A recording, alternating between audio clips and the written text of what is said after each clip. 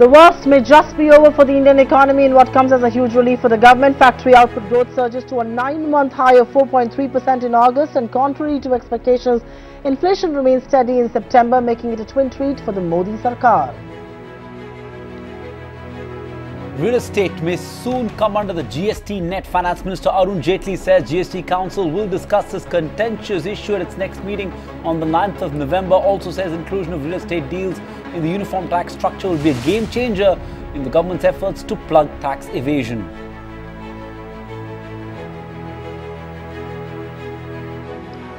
The government may take a call on resetting the fiscal goals soon. Speaking exclusively to your channel, Economic Affairs Secretary Subhash Garg says the FRBM panel will discuss the fiscal deficit target for the current year in December. Also admits that the government expenditure may have already overshot the revised estimates.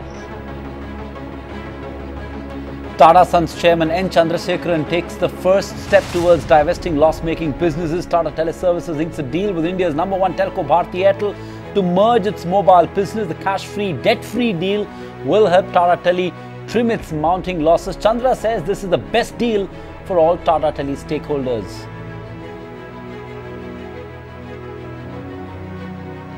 It's a day of good news for the Tatas. It seems TCS delivers in 9 numbers for the third quarter. The country's top IT solutions provider posts an 8% rise in profits driven by strong volumes across business verticals. Margins at over 25%.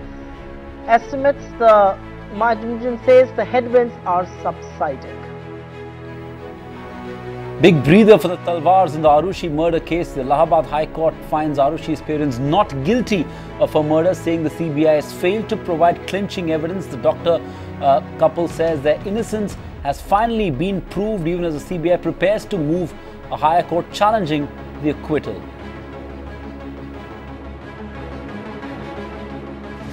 And it's election time once again. The poll panel says assembly elections for Himachal Pradesh will be held on the 9th of next month, even as it keeps the decision pending on Gujarat due to ongoing flood rehabilitation efforts.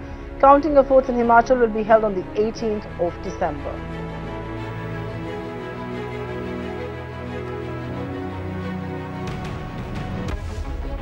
This is a power-packed edition of India Development Debate. Tonight we've got not one but 2 debates coming up for you over the next 60 minutes. First up, the worst may be over for the Indian economy in what comes as a big relief for the Modi government. Factory output growth jumped to a 9-month high of 4.3% in August, and it's a double bonanza as inflation remained more or less steady in September, contrary to expectations of a big spike.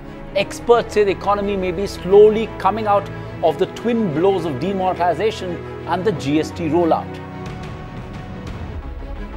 Now, interestingly, the better than expected macro numbers come against the backdrop of the central bank's lowering of growth projections for the second quarter to 6.7%.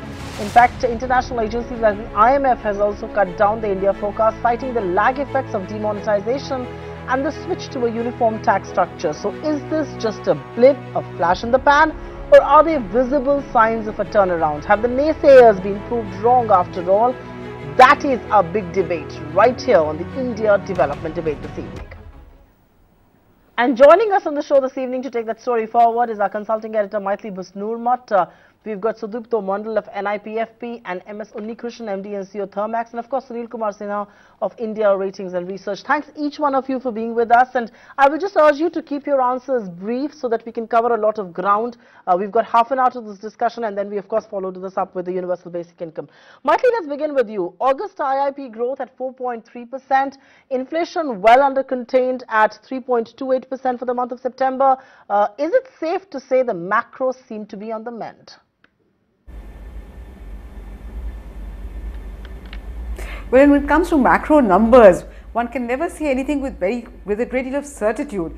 I wouldn't say we're out of the woods entirely, but certainly the numbers are much better than they have been for a long time. And that is something certainly that the government can count on as an early Diwali gift.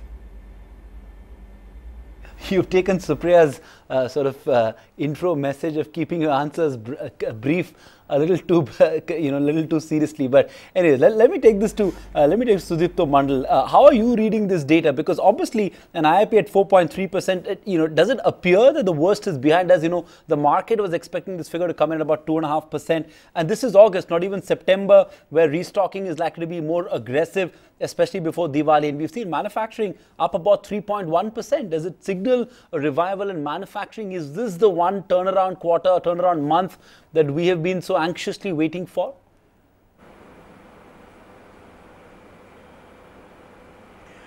Yes, first of all, certainly a good thing that the IIP is looking up this month compared to last month, and also it is fairly spread out. It is, you see this happening when you look at the details in the automobile and transport equipment sector. You see this in computers and related equipment. You see this in pharmaceuticals, and this is all to the good. However, we should be careful, and I think, as I heard Meenakshi saying earlier this evening in some program, that one swallow does not a summer make, I think was a remark. There are a lot of seasonal fluctuations. You just mentioned one yourself, that the Diwali stocking is underway and so forth. So what you really ought to be doing is comparing what's happening in August this year with August last year, or look at what's happening for the whole period of April to August now compared to April to August last year.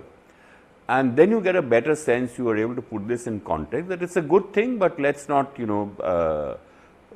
get complacent about what has happened so far. I think we should keep our eye on the ball very carefully.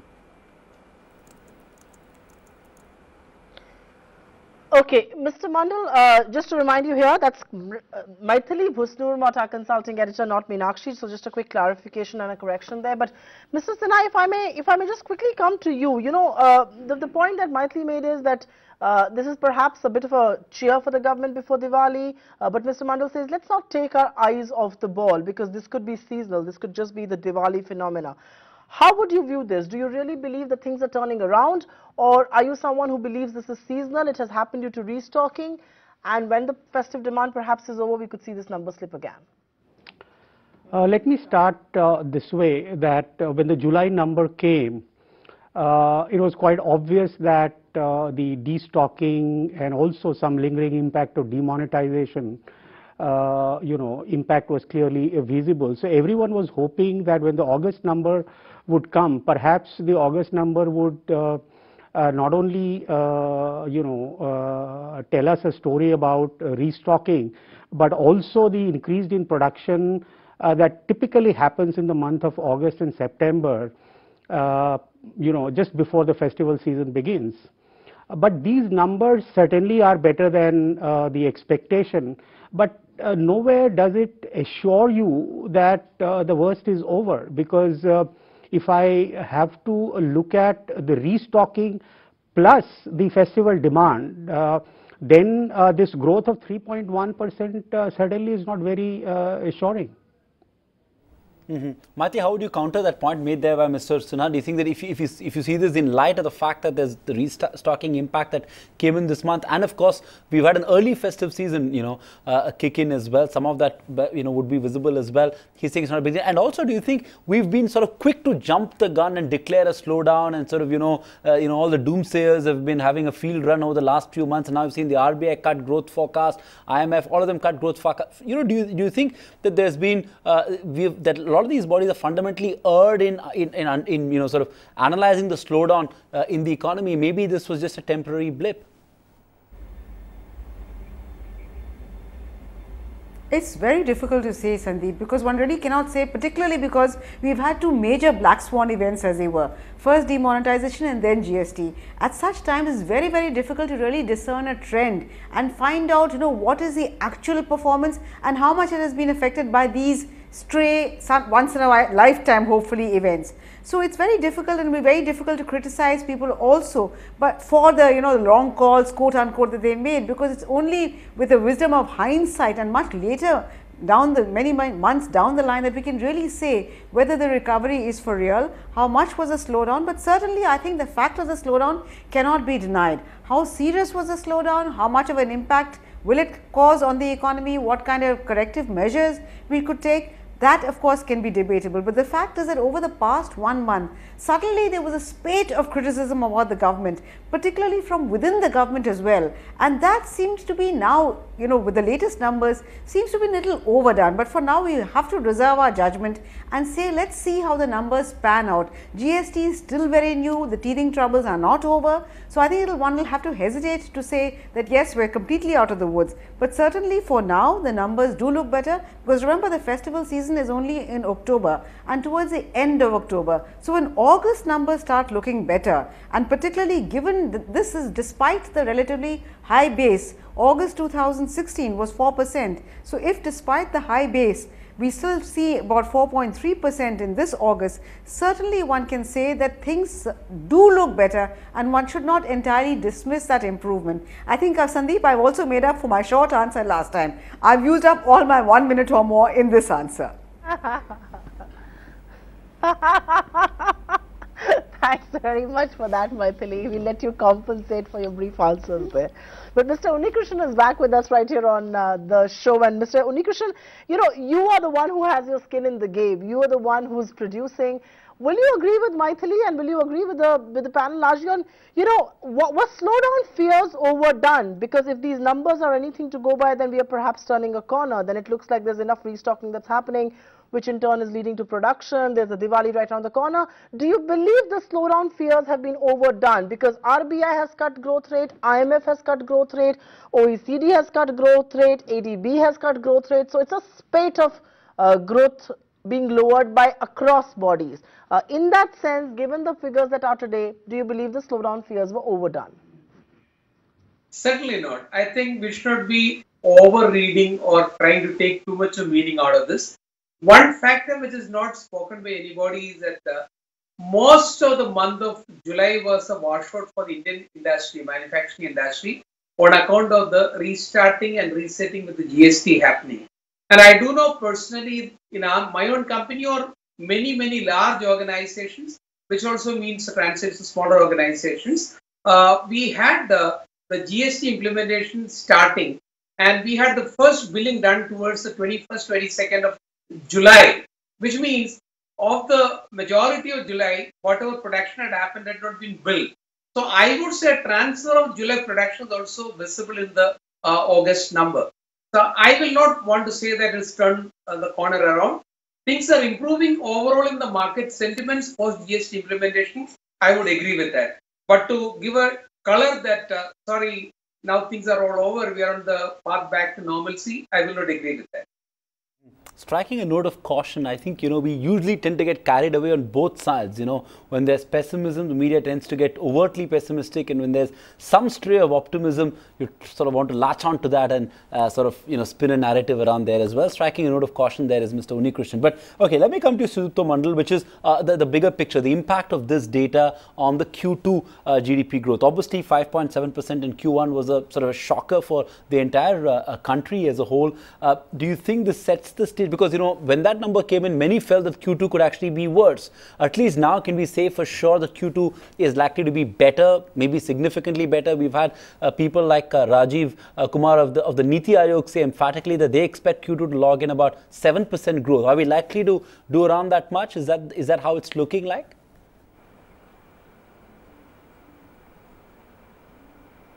Well, as I said earlier, most of us, economists and other professionals, we don't attach so much weight to what's happened in 1 month compared to the previous month, but we like to look at what's happened at this point of time compared to the same period last year.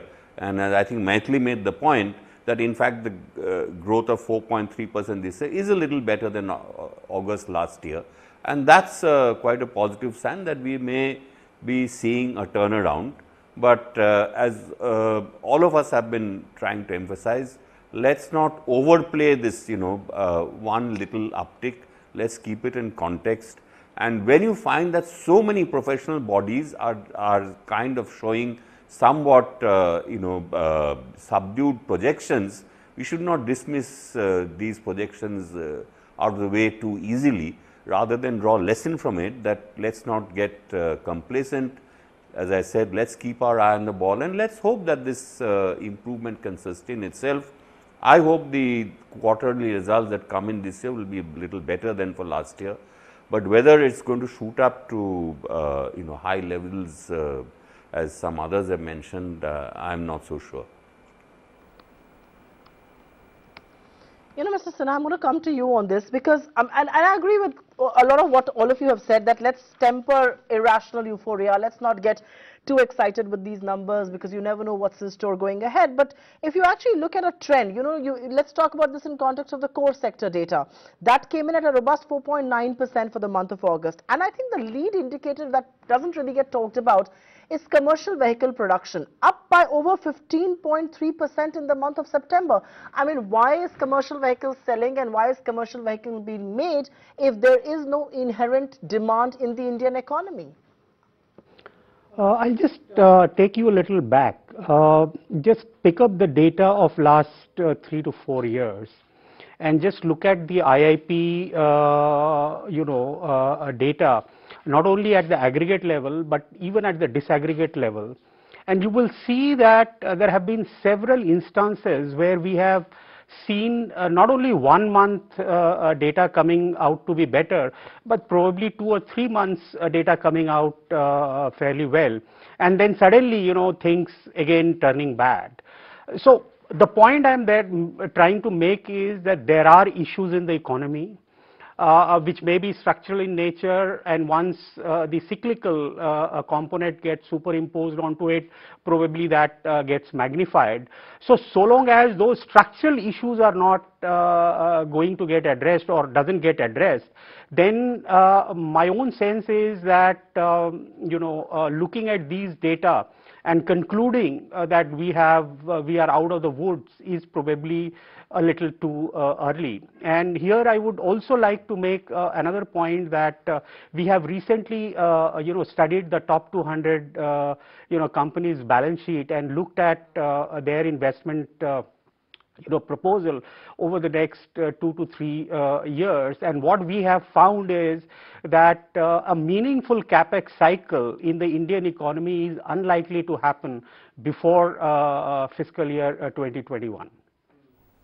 Okay, that's an important point you've made. But Mr. Unnikrishnan, let me throw this to you as well. How are you reading some of this high frequency data? And I think there's mixed view in the market as well on how to analyze this high frequency data that's coming in. Whether it is air travel, that numbers that we've seen over the last couple of months, or commercial vehicle sales, the auto sales in general in the last month. Core sector data, of course, at a macro level has been pretty robust in August, and now this. When you see all of this in context, you're still not convinced that a recovery is around the corner. What is it that sort of is making you a little more cautious? Because, like we've been saying, you have a pulse to the closer pulse of the economy than probably anyone else in the panel with your skin in the game. What's your own assessment, sir? The primary pull factor for the turnaround will be the capacity utilization of the existing capacities across the country. If we're going to take the core sectors currently, whether steel or cement or most of them, if I were to look at it, we are reeling around 65 to 72% on an average. And of course, consumer-facing industry like FMCG, alcohol, beverages, textiles, pharma, those may be even today running at 80-85% capacity utilization. So if I go to keep the ones which are going to be the large ticket size capacities, they are still at around say 70% only. So I would generally tend to agree, unless otherwise we cross a capacity utilization level of an 85%, no CEO or a board is going to be sweating to set up a new capacity. So capacity addition and capital investment cycle is a little too far away for the core sectors. However, it will be peaking in the next maybe 2 to 3 quarters for the consumer facing sectors, because of the fact that we are seeing a surge in suppressed demand opening up. And that's why you see the automobile, you see the various textile industries, as I mentioned about, light engineering, maybe white goods. All of them are really upping, and they will start placing orders for the new capacities. So on one side, you will see a surge in capacity addition and possibly a capital cycle revival for one sector. But there are small ticket size capacities. For example, to set up a textile mill, you will put up maybe 500 crores rupees. maybe a capacity in a chocolate making or a FMCG factory, it will be 1,000 crore. Whereas if you want to serve a steel plant, it will be a couple of $1 billion. So the investment cycle on the core side is going to be taking a time. In my opinion, I agree. A minimum 2 years can even go all the way to 3 year period of time when the 70% capacity utilization will reach up to an 85-90. So I will not want to say that nothing is happening in the country, but what's going to change the needle for the country is going to be taking a little longer period of time. That's all about it. All right, so what's going to move the needle is going to take longer. Things will not change overnight. But let's turn focus and talk about the other macro data, the point that was reported today. And that is, of course, retail inflation. Maithili, going to come to you on that. CPI 3.28% in the month of September is marginally down than what it was in the month of August after picking up in June, July and August.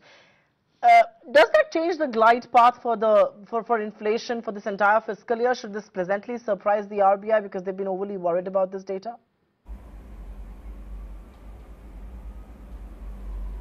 Well, I don't think so, because the RBI did expect that the first half of the year inflation would be subdued, and their anticipation was that inflation would pick up only in the second half of the year. And if I could just revert to an issue about capacity utilization, the fact is that capacity utilization is moving up very slightly, albeit slowly but surely, because if you look at the core sector inflation, the core inflation has moved up from 4.5 to 4.6. Now, this would normally reflect pricing power returning to manufacturers, which means there is some improvement in capacity utilization. And if that is so, it is only a matter of time before private investment picks up, and once private investment picks up, growth must necessarily follow. And there's another related point to this which I would emphasize, is that the IPO market. Now, unlike the Sensex, which is a secondary market and merely reflects shares trading from one hand to the other, an IPO market always reflects greenfield investment. So to the extent that you do find IPOs really going through a boom phase, of course it's been mostly in the services sector, not so much in manufacturing units. So I think these are two factors which show that there is investment slowly but surely picking up, and that I think is a green sheet for the economy, reflected in the core sector inflation also of 4.6 moving up from 4.5, and the IPO boom that we are seeing. Surely this must reflect a return of confidence in the economy. That's an important point you're making, saying that symbolically it reflects a return of confidence in the economy, and the investment cycle turnaround may not be very far away, given what we're seeing on the ground. But Sudipto Mandal, you want to comment on the point the Supriya was asking Maithili as well on the central bank?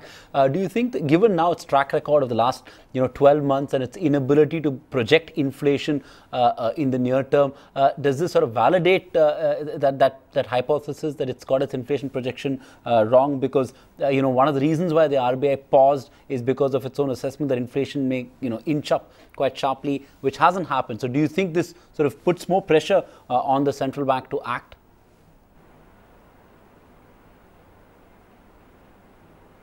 Yes, I think so. Actually, if you look at the CPI numbers that have just come in, both for food prices as well as for the overall CPI, and compare, as I like doing, not with last month, but what happened the corresponding month last year, you see that it is actually significantly lower. So inflation was anyway on a downward trend for the last couple of years, even lower now than it was at the same time last year. So certainly, I think the the MPC will have its job cut out to justify not having an easier monetary policy or adjusting the interest rate downwards.